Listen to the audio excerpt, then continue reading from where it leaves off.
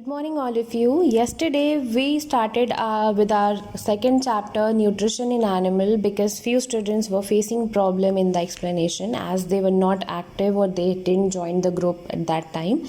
So yesterday I explained you about what are heterotrophs, what are the nutrition in animals, then what are the different modes of intaking food in different organisms, and you also came across with the digestion in human, about the alimentary canal and the secretory glands which are present in the human. Apart from that, I also briefed you the compartments of alimentary canal. The compartments were the mouth and the buccal cavity, the esophagus, which is also termed as the food pipe, the stomach, the small intestine, the large intestine, and the anus. So today we will begin with the explanatory discussion with the first compartment of alimentary canal, that is the buccal cavity. Now the buccal cavity or the mouth, it is the first zone where the food enters. The food is taken inside the body from the mouth. The process of intaking food into the body is termed as ingestion. Ingest करना मतलब body में food का intake करना. Okay. Now in our mouth, our first gland are present, which is called the salivary gland. It is present in the mouth. Salivary gland mouth में present होता है और इसका काम होता है to secrete the saliva. Okay, saliva जब secrete होता है हमारे माउथ में तो ये क्या करता है, it mixes up with the food और फूड को वो क्या कर देता है, मॉइस्ट कर देता है, ल्यूब्रिकेट कर देता है, so that it is easy to get swallowed. Now food is chewed by the teeth. हमारे माउथ में क्या प्रेजेंट होता है, टीथ प्रेजेंट होता है. Because of the teeth only you are able to chew your food, वरना क्या आप डायरेक्टली अपना फूड स्वॉलो कर सकते हो, no. So the food is chewed by the teeth. Now teeth food को च्यू करते हैं. Your teeth are basically of two types. आप बोल सकते हो कि आपके जो टीथ होते हैं वो दो पार्ट में डिवाइडेड है, या they can be distinguished into two different parts. One is the milk teeth and the second is the permanent teeth. Milk teeth कौन से टीथ होते हैं, these are the first set of teeth that grows during infancy and they fall off at the age between 6 to 8 years. That means milk teeth क्या होते हैं, they are the temporary teeth. ये temporary होते हैं और ये हमारी infancy की age में grow करना start करते हैं and they start to fall off at the age between 6 years to 8 years and then they get replaced by another set of teeth which is termed as the permanent teeth. Okay, so permanent teeth is basically the second set of teeth that replaces milk teeth. Permanent teeth क्या होते हैं, ये second set of teeth होते हैं और ये कब grow होते हैं, जब आपका first set of teeth that is the milk teeth जब ये टूट जाते हैं तो they are replaced by our second set of teeth that is the permanent teeth. और ये कब तक हमारे साथ रहते हैं, they last throughout the life. हमारे परमानेंट टीथ दोबारा से फॉल ऑफ नहीं होते, बट अगर ये फॉल ऑफ हो जाते हैं in case of any accidental case और यू कैन से अगर आपको कुछ डिजीज़ हो गया है, डेंटल डिजीज़ हो गया है और because of the old age also teeth आपके फॉल ऑफ हो जाते हैं. But these permanent teeth can not be grown back. ये एक बार चले गए तो चले गए, फिर आपको नकली दांत लगवाने पड़ेंगे. Okay, so permanent teeth are the second set of teeth which last throughout the life. ये fall off होते हैं during your old age or you can say in case of any dental disease. हमारी dental disease कब होगी, जब हम ज़्यादा chocolates खाएंगे या we do not clean our teeth properly. उस टाइम पे हमारे दांतों में बैक्टीरियाज या जर्म्स रह जाते हैं जो कि हमारे टीथ को ख़राब कर देते हैं या डीके कर देते हैं.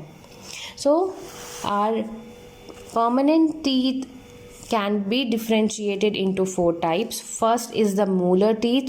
molar teeth कौन से होते हैं, जो आपके बिल्कुल बैक में प्रेजेंट होते हैं. They are meant for the grinding purpose. ठीक है, मोलर टीथ से पहले जो प्रेजेंट होते हैं they are termed as the premolar. इनका काम भी होता है ग्राइंड करना और फूड को च्यू करना.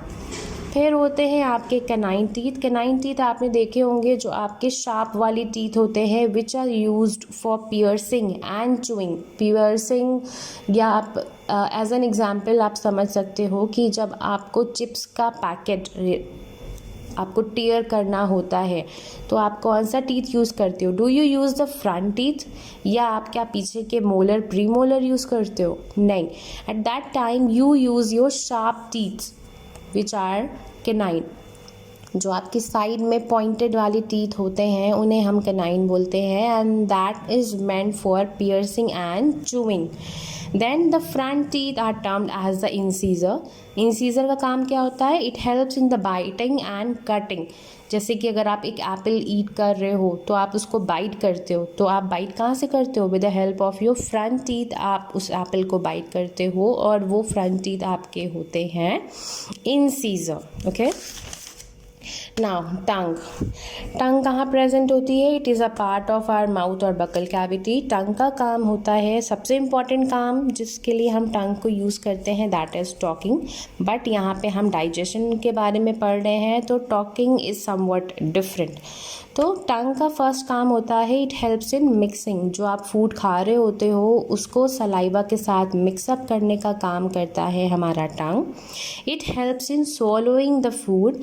Also has taste bud. हमारे टंग में टेस्ट बड होता है। टेस्ट बड का काम क्या होता है? It helps us to identify the different taste which is present in our food. जैसे कि आप खा के ही बता पाते हो that this food is salty, या इसमें स्पाइसी है, या इसमें मीठा है, या जो भी टाइप का फूड आप खाते हो वो आप उसका टेस्ट कैसे बता पाते हो? Because of the taste buds which are present in your tongue.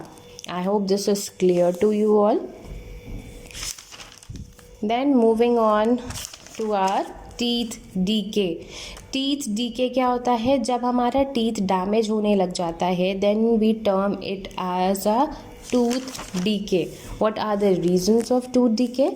Tooth decay होता है because of the presence of bacteria in the mouth. अगर हमने कुछ मीठा खाया या कोई भी फूड आइटम खाया and we didn't rinsed our mouth, हमने अपने माउथ को क्लीन नहीं किया, तो वो हमारे दांतों में कहीं ना कहीं जाके फंस जाता है और उसके ऊपर फिर बैक्टीरियाज एक्ट करते हैं, because of which it leads to the decay of the teeth. Now how can you prevent your tooth decay? It is very easy to prevent your tooth decay. Just you have to clean your teeth twice. एक बार आप सुबह उठ के brush कर ले और एक बार bed time सोने से पहले अगर आप ब्रश कर लोगे तो आपने जितनी भी फूड आइटम्स खाए हैं वो आपके दांतों में लगे नहीं रहेंगे। बिकॉज ऑफ दैट आपका टूथ डिके नहीं होगा।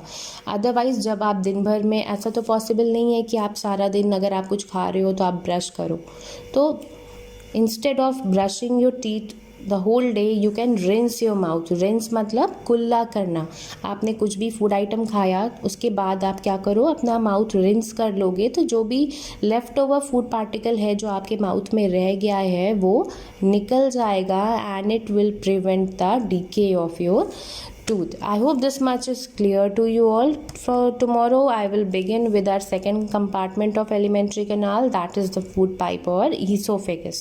The homework for you all is कि आप already ये chapter पढ़ चुके हैं, मैं explain दोबारा कर रही हूँ, तो I hope आपको और easily learn हो रहा होगा, समझ आ रहा होगा, सब रिवाइज हो रहा होगा।